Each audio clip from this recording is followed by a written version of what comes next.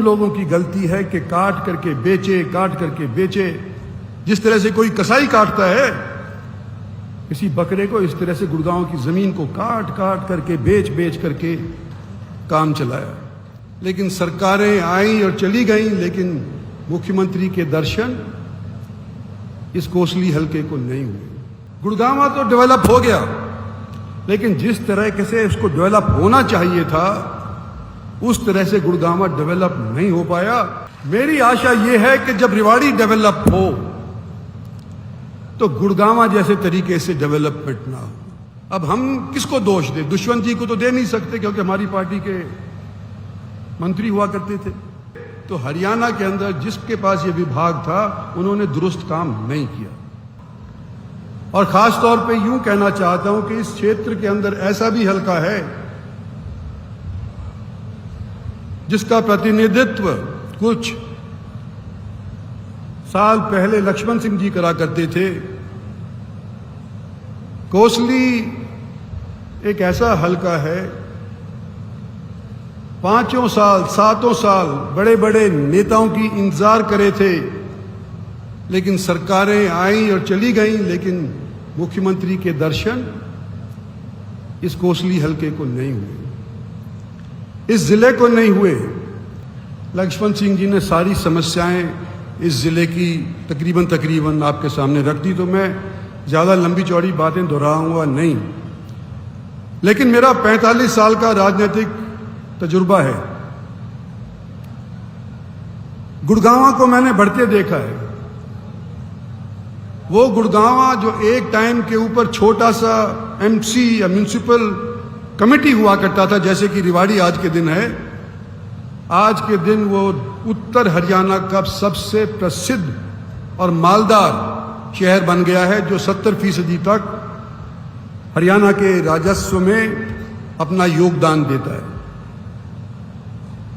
गुड़गांव तो डेवलप हो गया, लेकिन जिस तरह से उसको डेवलप होना चाहिए था उस तरह से गुड़गांव डेवलप नहीं हो पाया।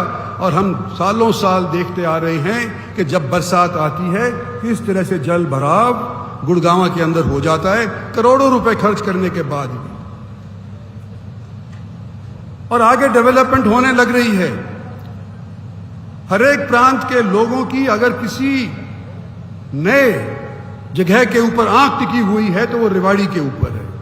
गुड़गांव के बाद सबसे ज्यादा लोग आज के दिन अपना घर, अपना कारोबार, अपना धंधा रेवाड़ी आकर के करना चाहते हैं।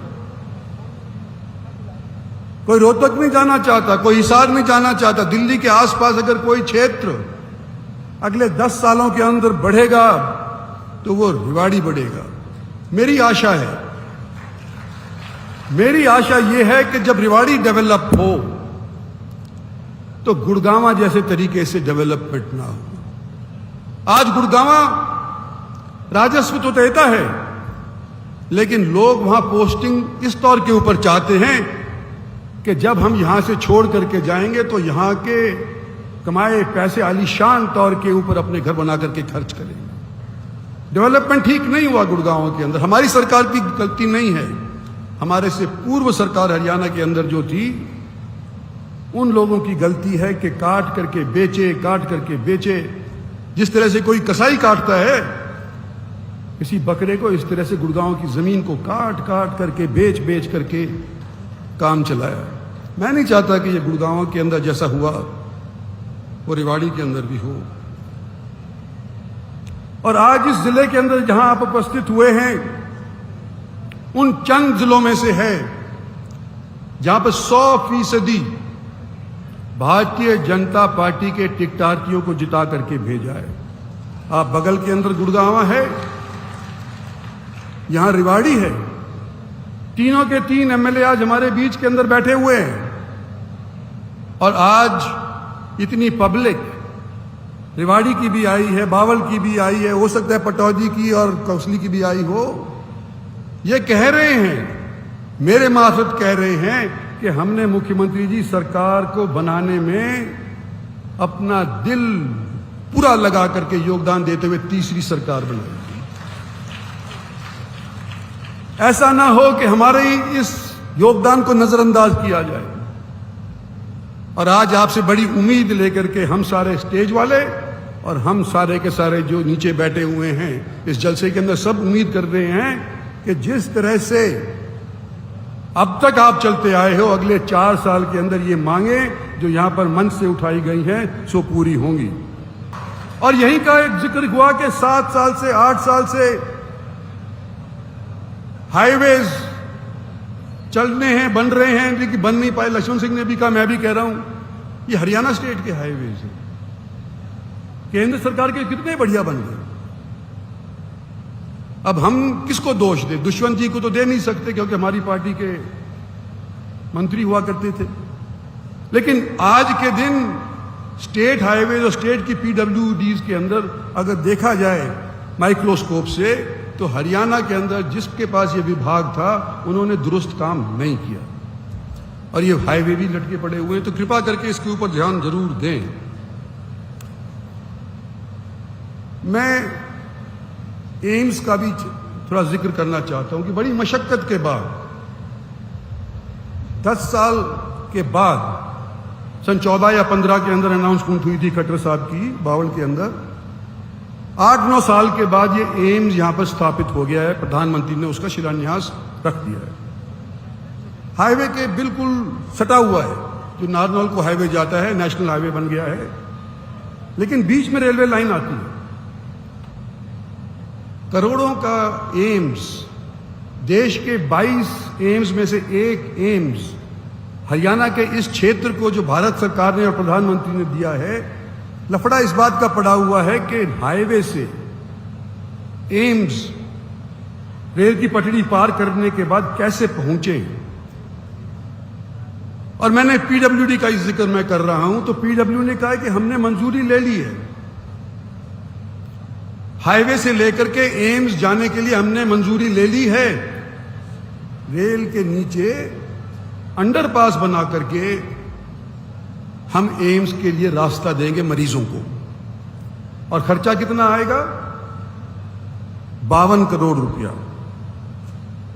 और पहले जो प्रस्तावित था कि फ्लाई ओवर बनाओ, जो अंडरपास है उसमें तो पानी साल के 3 महीने 4 महीने भरा रहता है। कितने लोग उस पानी के मार्फत जाएंगे, खासतौर पे अगर मरीज हुए तो। जो फ्लाईओवर का खर्चा था अनुमानित 102 करोड़ रुपए का था, यानी सिर्फ डबल। इतने बड़े एक एम्स के लिए हम 50 करोड़ के पीछे एक भीड़ा सा रास्ता देंगे। तो इसके ऊपर पुनर्विचार करिए मुख्यमंत्री जी। हमारे को फ्लाईओवर चाहिए, और जितना डिले होगा उतना पैसा खर्च और होगा।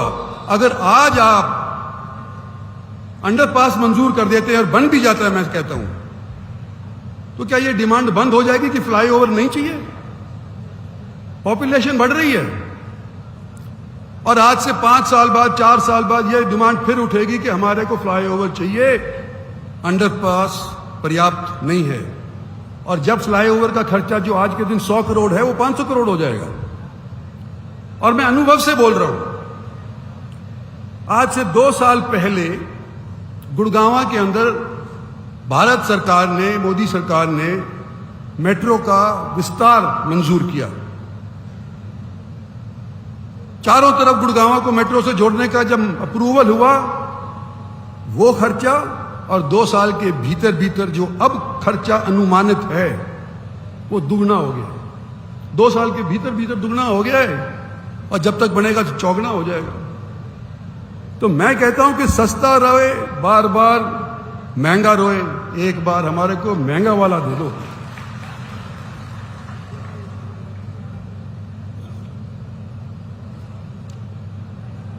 रेवाड़ी का जल भराव गुड़गांव की तरह भी होने लग रहा है, लक्ष्मण सिंह ने जिक्र कर ही दिया। गंदे पानी का भी मैंने जिक्र कर दिया। आपके साथ सारे तो यहां पर जो एमएलए बैठे हैं, सारे के सारे यहां पर जो मंत्री बैठे हैं, क्योंकि शर्मा जी को भी हम अपना मंत्री मानते हैं, यहां के सारे एमपी आपके साथ, पार्टी वाले आपके साथ, चाहे मेरे साथ कोई रहा हो या ना रहा हो, लेकिन आपके साथ आज के दिन जरूर है।